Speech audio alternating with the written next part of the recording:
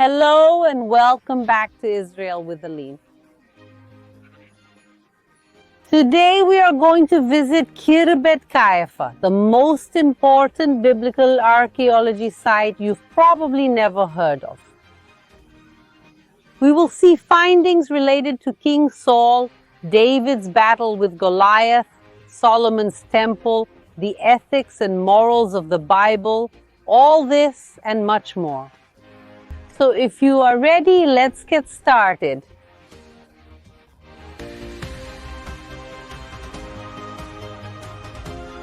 Let's see, we are in a strategic location, and if we had arrived here 3,000 years ago, what would we see? A border region. Here in the background was the region of the Philistines. It started in these mountains and went to the Mediterranean Sea, and there were their 5 main cities, which were Ashkelon, Ekron, Gath, Ashdod, and Gaza. And on this side precisely began the region of Judah, where the people of Israel lived. And we see here precisely the region where these two enemy peoples met.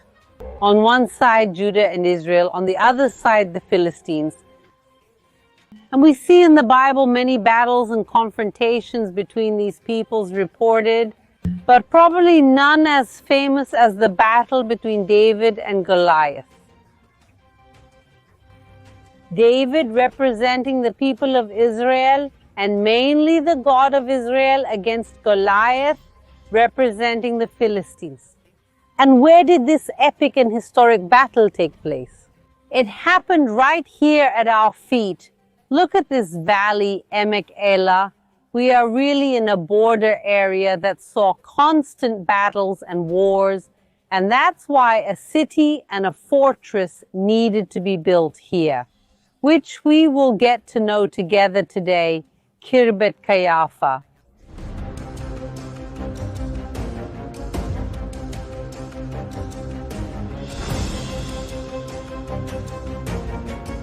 We see here the high part of the hill, and we can see that archaeology is already sprouting.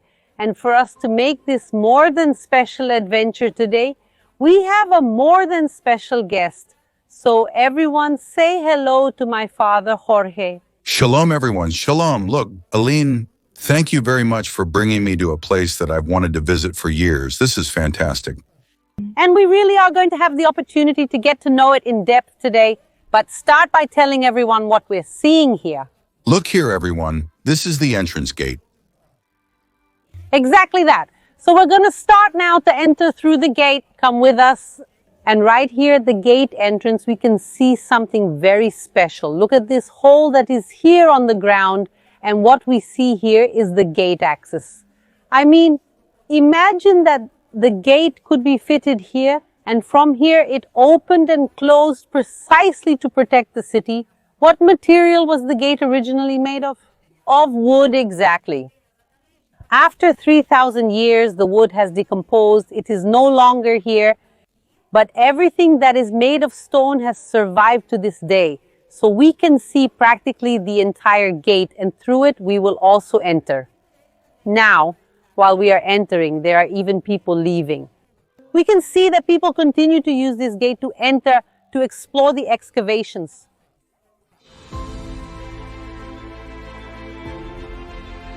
As we said, we are in a border area prone to battles and wars in ancient times, and therefore any place built on this side of the border, on the side of Judah or on the side of the Philistines, would be a very fortified place. And we can see this perfectly here in Khirbet Kayafa. We see here the grandeur of this gate with side rooms. It had a large structure, but mainly we can see this through the wall. We can see it here. The wall from 3,000 years ago was 765 yards long, and 200,000 tons were used to build it. Now think about it, building a wall with so many stones of such a large size in a short time is really very difficult. and required a lot of effort and money. And that's why it shows us that whoever built this place built it in a planned way to face battles, to be a fortified city, to stand here in front of your children. The borders at that time were not delimited by a line in the ground as we know it today. The border could also often change places. One of the first questions that archaeologists asked when they discovered this place is whether this was a fortress city that belonged to Judah or the Philistines. Interesting. Because of course, if the border changed, it could be by chance that this was a Philistine place. And now looking at the archaeological excavations, how can we know who really built and lived here? You can. I learned that. The archaeologists, Aline, found animal bones that were from the food of those who lived here or were here. And the interesting thing is that they found bones of various animals except for pigs, which the Jews at the time did not eat, and the Philistines did. So it's a very interesting conclusion. Imagine how archaeology studies in various ways and seeks answers to all questions. Exactly. When we seek to know who lived here, we need to know how people lived, what they ate, how they dressed, what they believed in. And we are going to talk about a lot of things that are directly linked to the Bible. And one of the things that is linked to the Bible is precisely the diet of the people of Israel, the prohibition of eating pork. So we know that the population that lived here followed the biblical commandments and did not eat pork. And where does this prohibition come from? It's precisely from Deuteronomy 14. Neither the pig, because it has a cloven hoof, but does not chew the cud, it will be unclean for you. Of these you must not eat the meat, nor touch their carcass. And another archaeological proof of a biblical commandment, one of the 10 commandments that was fulfilled here, is right there, and we are going to see it now.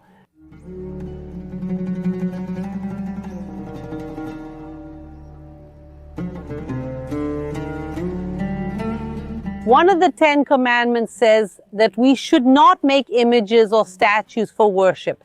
And this was one of the big differences between the people of Israel and the Philistines, because in Philistine cities that were excavated, for example, Ashkelon, Ashdod, when you dig there, you find many images of gods, images used in worship and adoration.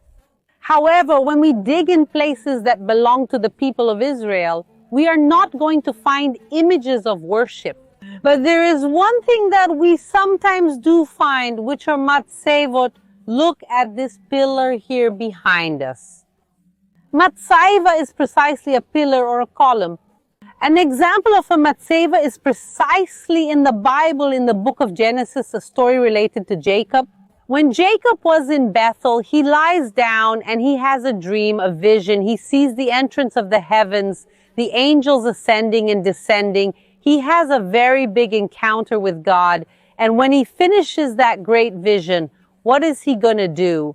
He is going to take the stone on which he was sleeping and raise it as a pillar. And this stone he is going to anoint with oil. And that stone will be a representation of his encounter with God. It's a way to mark the encounter with God without using statues or images. And that's why in places linked to the people of Israel, we don't have statues, but we can sometimes have matsevot. And right here in the archaeological excavations, no image was found, but a matseva was found. Come with me.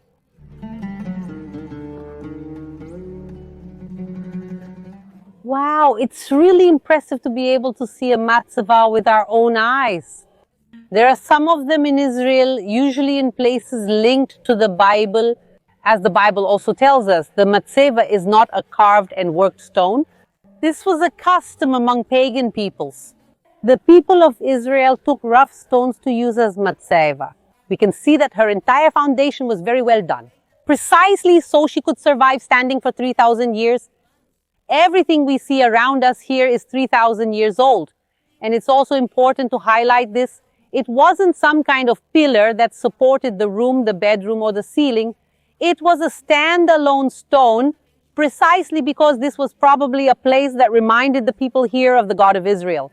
We have a lot more to see today. Let's move on.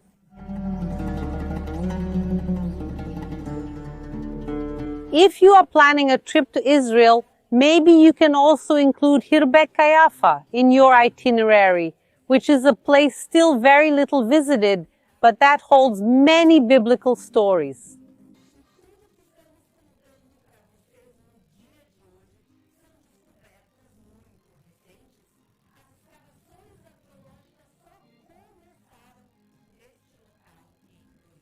And not only that, only 20% of Khirbet Kayafa has been excavated. I mean, under my feet, all of this here has archaeology that we still need to excavate, to discover. This means that 80% of Khirbet Kayafa still holds biblical secrets. Secrets that for the most part are 3,000 years old from the time of King David. The question is, how can we affirm this? How can we affirm that these constructions are 3,000 years old? When the archaeologists excavated this site, what they also found were olive seeds. And that's not surprising because if we look here up to the present day, we see many olive trees, including some here that are loaded with olives. And they didn't take the modern olives, of course, but these olive seeds that were buried with the archaeological remains. And they did carbon-14 tests, and they were able to date the seeds and everything that was buried with them to 3,000 years ago. So we literally have a city from the time of King David under our feet. And now we're going to find out what biblical city this is. Because when the Bible talks about this place, it doesn't call it Khirbet Kayafa, which is the modern name. We want to know what King David probably called this city.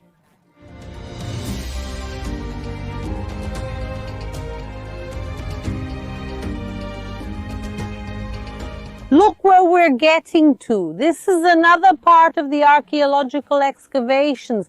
But look what's here behind us. What is this? Can you identify it? This here's another city gate.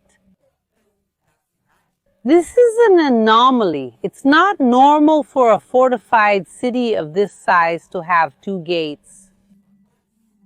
Think, this wasn't a gigantic city. This was more of a fortress to protect from the Philistine invasions. So why is it so bad to have two gates? Because the gate is the most vulnerable place in the entire wall. So the more gates, the more vulnerability you put on yourself. So it's normal to have only one gate. So here in the archaeological excavations, when they dug and found the second gate, and we know there are no more, they understood that this city is probably Shaaraym, the biblical city of Shaaraym. Shaaraym in Hebrew means two gates. Because since ancient times, they knew it was strange to have a small fortress city with two gates. So people called that city the city of two gates. So we are now in biblical Shaaraym. And one more reason for us to believe that this is Shaaraym is precisely the location. In front of us is Tel Azekah, on the other side is Tel Soko, and in the middle is the valley of Elah, the site of the battle between David and Goliath. And we know from the Bible that when the Philistines lose the battle against David, their men flee in the direction of Shaaraym. So we see David's connection with the valley that's behind us after he becomes king of the entire region. He also helps to further fortify this place. And now I want to show you a connection of this place also with King Solomon and the temple. Let's go.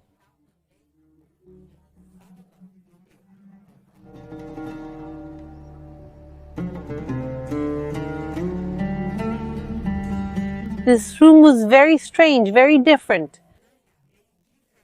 Here there was like a kind of a mini pool, a circle full of water.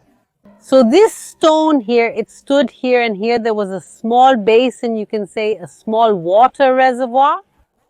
probably to purify the feet before descending to this other space. In Judaism and later in Solomon's temple, the priests usually did purify their hands and feet before entering for religious ceremonies.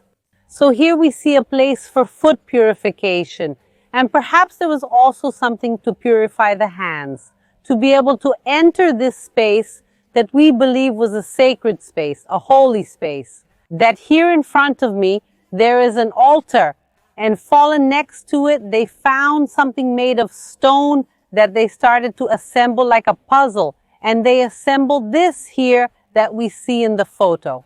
And the archaeologists began to wonder what that was. It was a kind of a model, but a model of what? And when the archaeologists started to look, an archaeologist came up and said, I know what this is. This is the architecture of the Temple of Jerusalem.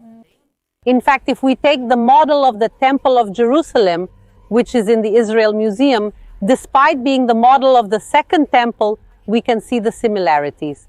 For example, the door thresholds. The Bible tells us that the door thresholds of Solomon's temple, they were quadrilateral, that is, they were lowered 4 times. We also know that the Temple of Jerusalem, which is the main door, it was twice as high as it was wide. And when we start to take this model and look at the elements, it's just like that. There's one threshold inside the other. The height is twice the width, that is 7.87 inches by 10 the entrance. We can see the decorations from above that come in threes. And then looking at all these elements and taking the biblical texts, they were able to conclude that this is a small model, probably representing Solomon's temple. And this shows that this place was not just any place. When they spoke here of worship, they probably did not worship this model. But this model represented something that was being built at this time, which is Solomon's temple. So we see a model of Solomon's temple from the time of King Solomon, precisely found here, the only one that was found in the entire world with this representation. And what was inside Solomon's temple, or rather inside the model of Solomon's temple? We don't know. When it was found, it was completely broken and nothing that was inside it was found. So we don't know if there was any writing inside, if there was any parchment, if there was any image, if there was any representation, perhaps the tablets of the law. We have no idea. Or it could also be that it was empty there, because once again, in the people of Israel, we do not represent God with images. So maybe this small altar with the temple model really maybe was empty here. God was represented as everything, as omnipotent, omnipresent, and omniscient, as he is in the Bible.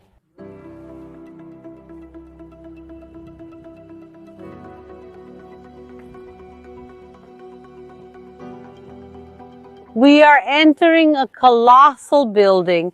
We are right in the middle of the fortified city, and here there really are very imposing buildings. What was here was the administrative center of the city. Probably from here some minister ruled everything that happened around here. And also a very interesting thing, if King David passed through Shaaraym, probably yes. And if he passed through here and stayed inside Shaaraym, the most logical place would really be inside this construction. So there's a chance that King David himself slept inside this construction that we know was the administrative center that administered on behalf of King David. And one of the things found here are jar handles. More than 500 jar handles were found that have finger markings.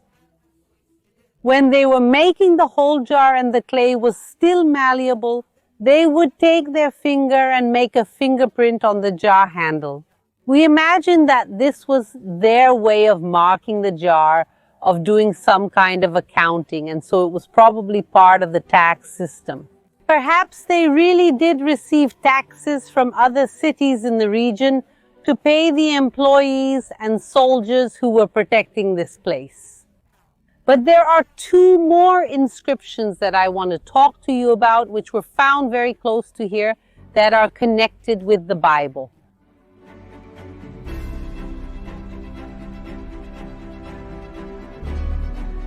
One of the jars found at this site had an inscription on top, and it had a name that was Ishbal, the son of Beda.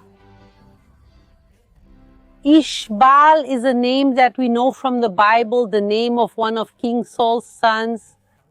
It's not the same one from this inscription, but it's the same name. This is important because the name Ishbal falls out of use shortly after this time. So we know here that this jar was from a namesake of King Saul's son, and that the two lived at the same time, which is a very interesting biblical curiosity. But of all the impressive things we've seen today, there's one find that really stands out to me. It's the Shaaraym ostrakon, the Khirbet Kayafa ostrakon. Here they found a small piece of pottery with a text on it. And this text shows who the people of Israel truly are.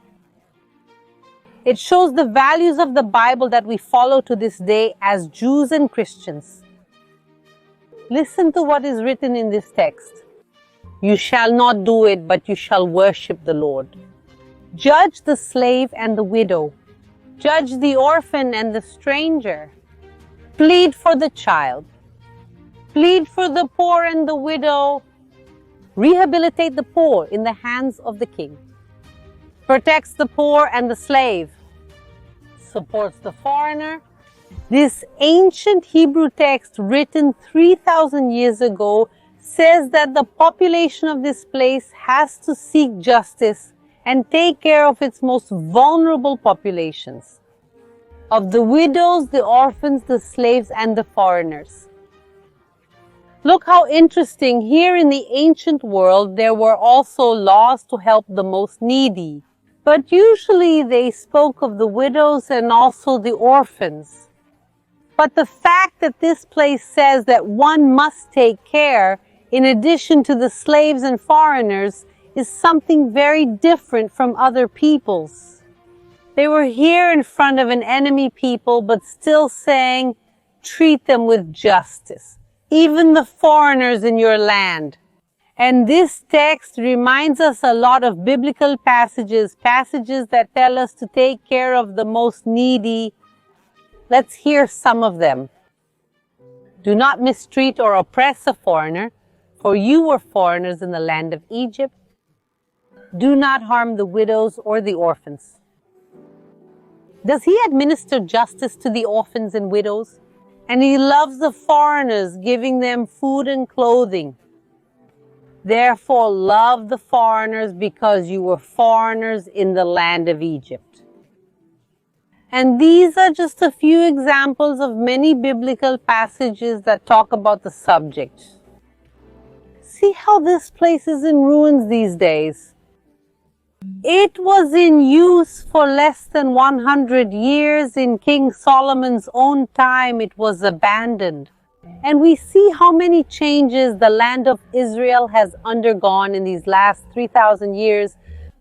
Periods of peace, periods of war, kingdoms came and conquered, the land changed hands. But one thing hasn't changed, which are our values. The values that have been rooted in the Bible for 3,000 years.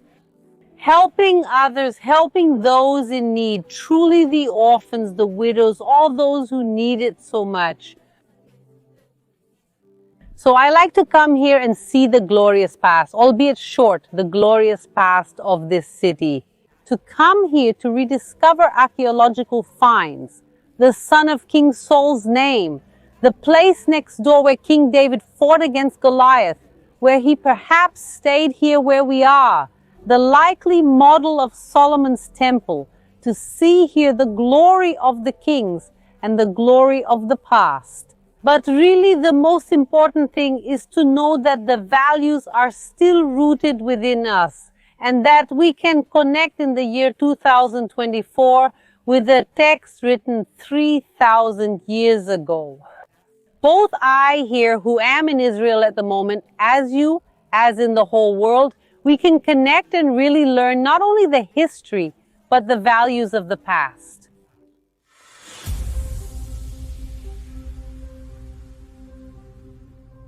Guys, I hope you enjoyed today's video. Look, I really liked it, Aline. And I ask all of you, like your father, to give a like and subscribe to the channel. Shalom and see you soon. Shalom.